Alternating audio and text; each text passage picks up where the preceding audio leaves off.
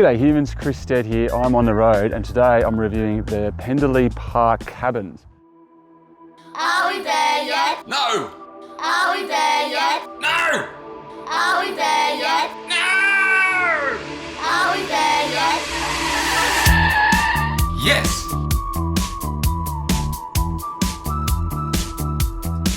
Dad, I'm hungry. As you can see behind us here, so this is part of the Pender Lea Chalet / farm. It's about halfway from Jindabyne to Thredbo. I think it's about 14 to 15 k's out of Jindabyne and probably another 16 or 17 k's up to Thredbo. So it's kind of in between there. You're looking at probably about a 20-minute drive from here to slopes at Thredbo, maybe a bit less depending on whether someone goes slow or not. Anyway, so we found these places by fluke. I think we lucked out. I think someone might have cancelled just as we were searching because they weren't there for a long time. Now we're paying $1,400, or we paid $1,400 for 5 nights in one of these cabins. So I've taken a bit of a tour of the cabin. We haven't really gone and explored much of the farm because we're here to snowboard and ski. So, but if you look over here, you'll see this big grey building. That's called the Hilton. That's a kind of a bit more of a special place. It's got an indoor fire and more rooms and everything like that. But behind it, there's a laundry. You can see that white door. And then a dry room. The dry room is really awesome because we stayed at Discovery Parks last year, which was great, but didn't have access to a dry room. We had clothes and stuff spread everywhere. They didn't dry properly. So having a dry room, that's awesome in my opinion.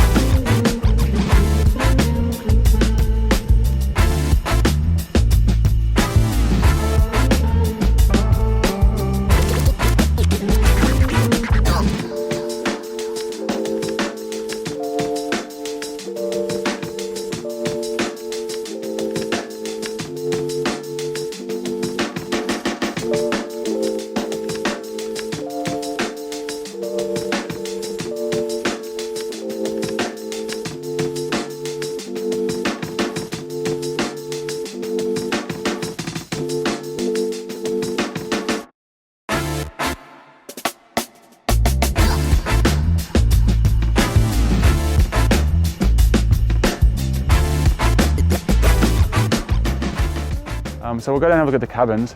So there's 6 of them here. I think they're all identical to each other. We're in number 6, which is the far one. So they're literally on wheels. So they've been put in here at some point.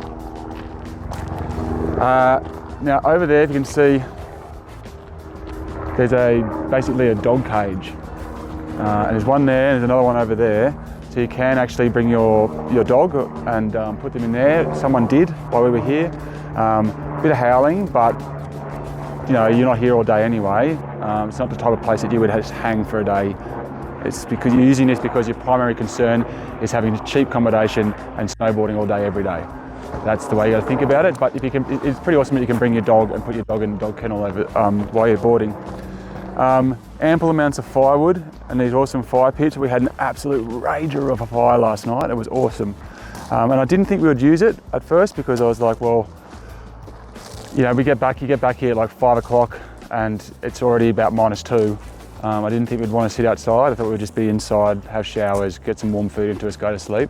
We ended up spending 2 hours out there last night having a drink and sitting by the fire, and it was awesome.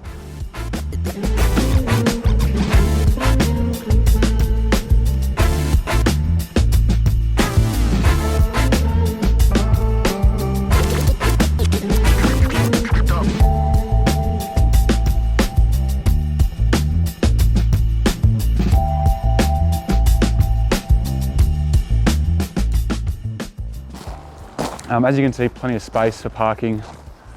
Each of the places comes with a barbecue. They're not in the greatest of nick, but it did work.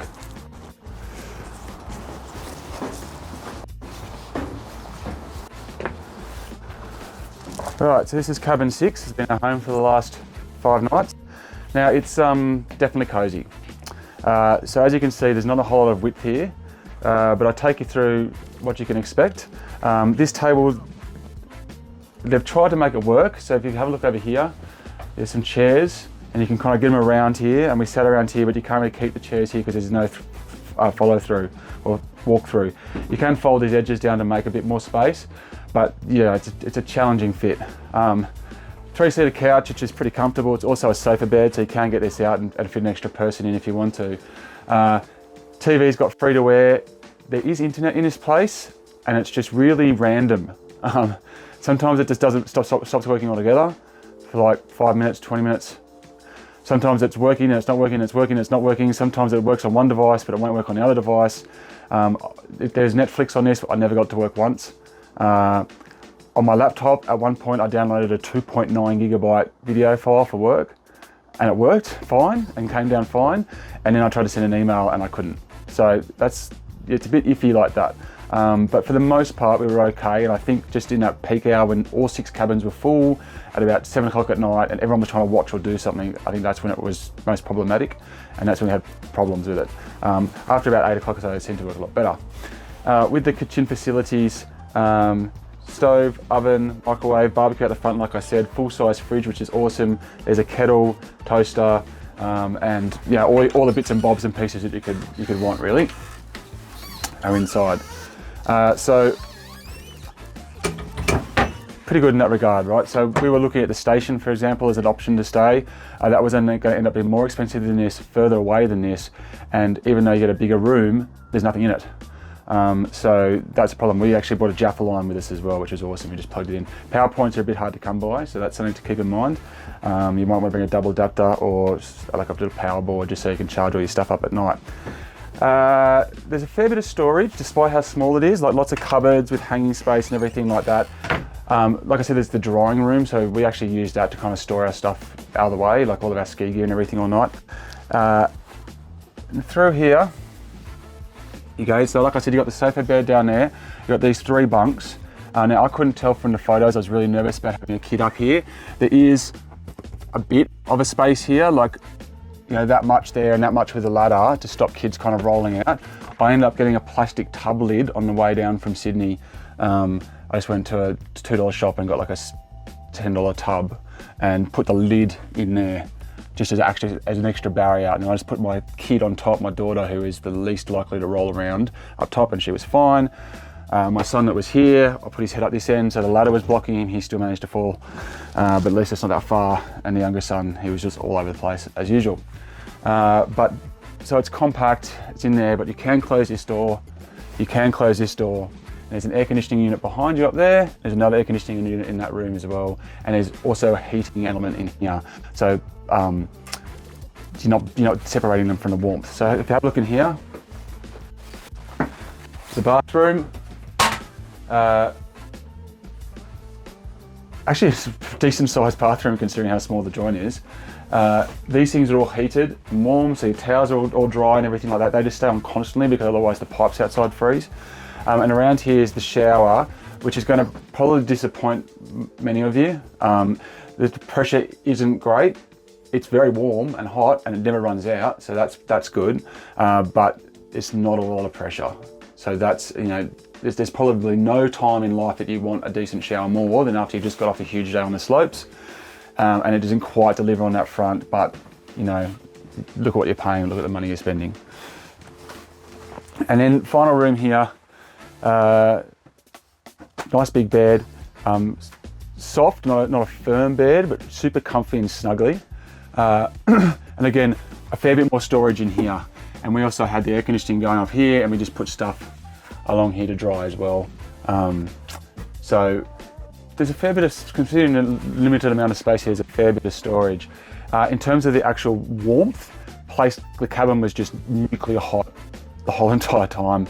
Never had a problem. In fact, last night we had to get up and turn everything down because it was just too hot. So that's really good. The main road is just down there. You can kind of hear it in the background, like the occasional ute, something like that. But honestly, I never heard it over the aircon enough to ever be distracting. My wife just pointed out as well that we went for the linen option. So none of the linen supplied, but you can pay $24 per person for the linen for the 5 nights.